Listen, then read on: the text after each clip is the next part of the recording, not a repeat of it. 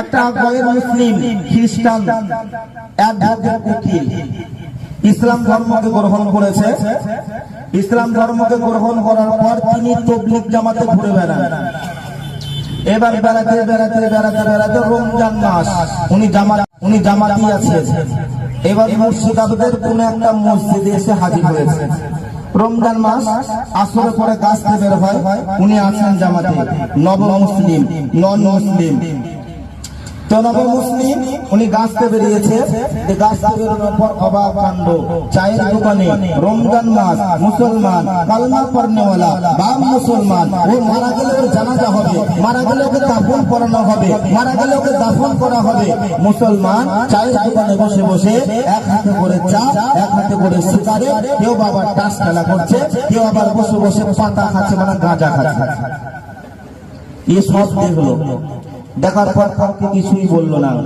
মনের দুঃখে টুকটুক করে মসজিদে ফিরে গেল।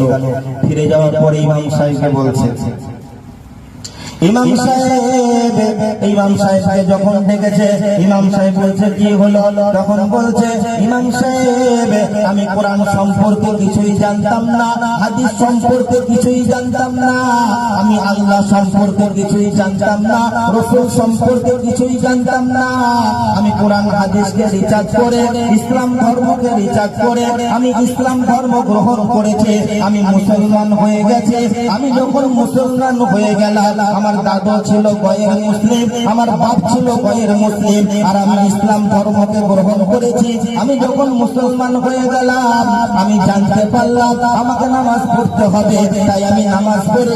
আমাকে রোজা রাখতে হবে, তাই আমি রোজা রাখি। আমাকে যাকাত দিতে হবে, তাই আমি যাকাত দিই। আমাকে হজ আদায় করতে হবে, তাই আমি হজ আদায় করি। তাহলে আমি গয়ের মুসলিম ছিলাম, মুসলিম হয়েছি বলে আমাকে এগুলো পালন করতে হবে। আর যারা জন্মসূত্রে মুসলমান, যারা জন্ম থেকে মুসলমান, তাদের জন্য কি নামাজ নাই? তাদের জন্য কি রোজা নাই? তাদের জন্য কি কোরআন নাই? তাদের জন্য কি নবীর সুন্নাত নাই?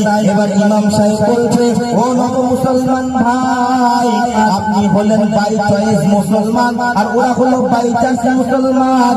বাই চয়েস মুসলমান মানে আপনি ইসলামকে পছন্দ করে, আপনি কোরআন হাদিসকে পছন্দ করে, আপনি দিন ইসলামকে পছন্দ করে দিন ইসলামকে গ্রহণ করেছেন, তাই আপনি নামাজ পড়েন, তাই আপনি রোজা রাখেন। আর ওরা হলো বাই চান্স মুসলমান, মানে দাদা মুসলমান ছিল তাই বাপ মুসলমান হয়েছে, আর বাপ মুসলমান ছিল তাই বেটাও মুসলমান হয়ে গেছে। ওরা হলো বাই চান্স মুসলমান, আর আপনি হলেন বাই চয়েস মুসলমান। আমরা চিন্তা করে দেখি তো, আমরা বাই চান্স না বাই চয়েস?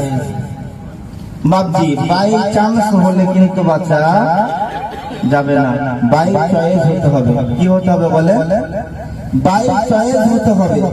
বাই চান্স হলে বাঁচার কোনো উপায় নাই। জায়গায় আমাকে বায়ান রাখতে দিয়েছে অনেক রাত্রে, সব ঘুমাচ্ছে বুঝলেন, আর কিছু শ্রোতা আছে, আর যিনি বক্তব্য রাখেন সামনে যদি শ্রোতা না থাকে, তার যে বক্তব্য রাখা কত কষ্টকর করে সে জানে। আমি উল্টো বায়ান শুরু করলাম। কি?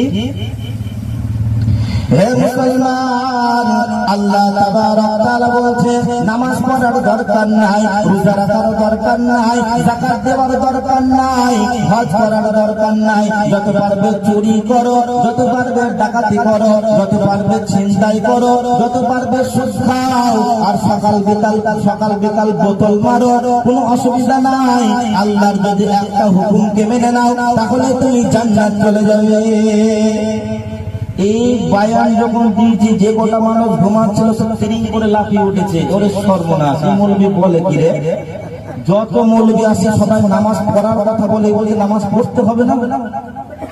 আবার আগে অবাক হয়েছে, সামনে একটা মুরব্বী মানুষ ছিল, পান চিবাচ্ছিল বুঝলেন, ওই পান চিবানো বন্ধ হা করে তাকাচ্ছে। এই মৌলবি বলে কি, আবার বলছে না কোরআনে আছে। ও আরো অবাক হয়েছে, সূরা রহমানে আছে। আয়াতটা কি আছে?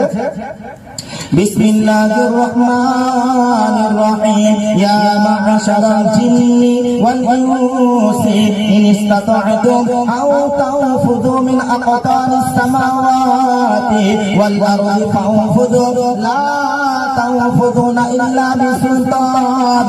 আল্লাহ তাবারক তাআলা বলছে, হে পৃথিবীর মানব সম্প্রদায় তোমরা যদি রব চাই জিন্দগি কাটাবে না, তোমরা যদি মন চাই জিন্দগি কাটাবে, তোমরা যদি নামাজ পড়বে না, রোজা রাখবে না, তোমরা মসজিদে যাবে না, তোমরা আল্লাহ আল্লাহ রাসূলকে মানবে না, তাহলে তোমরা আমার রাজত্ব থেকে বেরিয়ে যাও, আমার জমিন থেকে বেরিয়ে যাও। এখন যদি মুর্শিদাবাদের মুসলমান মনে করে আমি আল্লাহর রাজত্বে থাকবো না, আমি বাংলাদেশ চলে যাব, বাংলাদেশ তাহলে সেটা কার রাজত্ব? সেটাও তো আল্লাহরই রাজত্ব। আপনি বললেন আমি বাংলাদেশেও যাব না, আমি আমেরিকাতে চলে যাব, সেটাও আল্লাহর রাজত্ব। তার মানে আপনি যেখানেই যান না কেন আল্লাহর রাজত্বে আপনাকে যেতে হবে, অতএব আল্লাহর হুকুম আপনাকে মানতে হবে, ছাড়ার কোনো উপায় নাই।